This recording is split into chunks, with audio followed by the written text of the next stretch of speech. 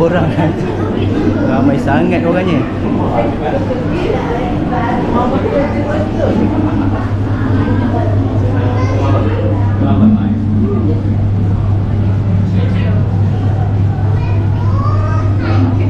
Iyalah. Dalam kamera clear. Ke kedera kau. Kan? Betul kan? Ya. Kemasin. Kemasin. Ikan bekok. Ikan bekok dia. Ikan gelama belah. Ikan gelama belah. Apa macam tu? Satu je.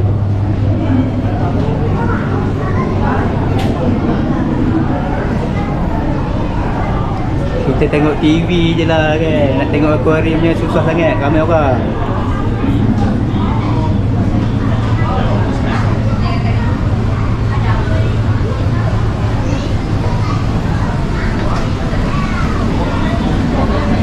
Tapi dia punya paparan lagi cantik daripada yang Legoland-nya kan. Ha? Legoland-nya tak cantik dia punya paparan dia. Yelah, tapi Legoland dia tak ramai sangat. Tak ramai orang sebab lagi mahal.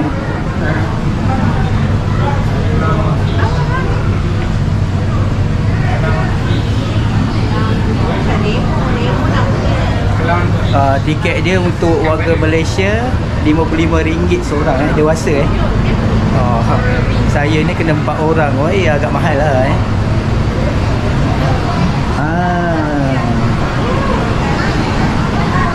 tapi dekat depan ni agak best Ini dekat aquarium lain tak ada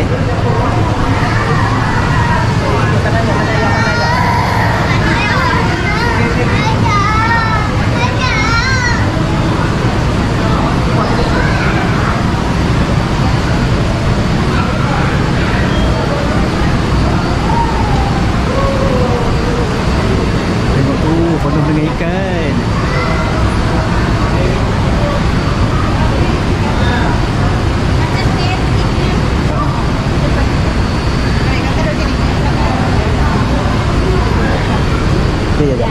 Okey.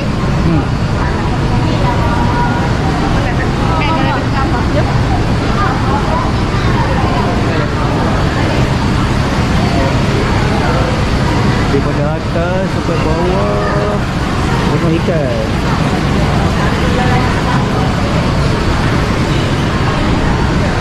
Menarik.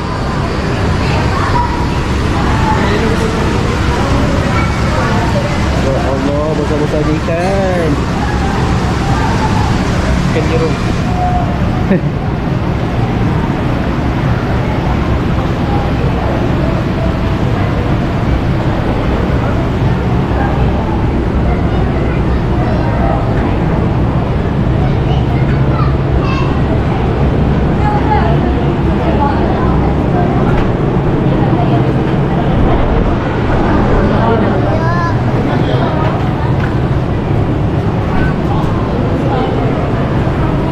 Besarnya ikan.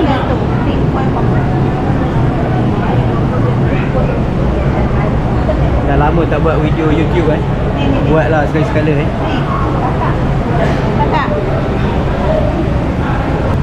Tu arwana. Mulut dia tu. Arwana Jamal Abdillah. Padahal tak dalam mana kita tengok dia tak dalam kan. Cuba mau turun tak dalam.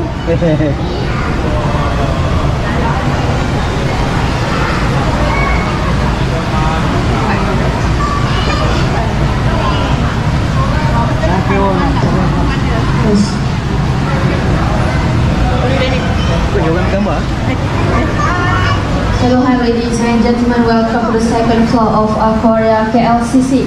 Before you proceed your journey, for those who want to take any picture or record any types of video, please make sure you already switch off your camera flash, as your flash will be harmful to our animal. Boleh ambil gambar dengan video tapi tak boleh ada flash. Tak boleh ada flash. So you are not allowed to put your hands inside this overboard for your own safety. And for those who are bringing a baby stroller, wheelchair, luggage or any personal items, please make sure you bring along with you and do not leave at any station.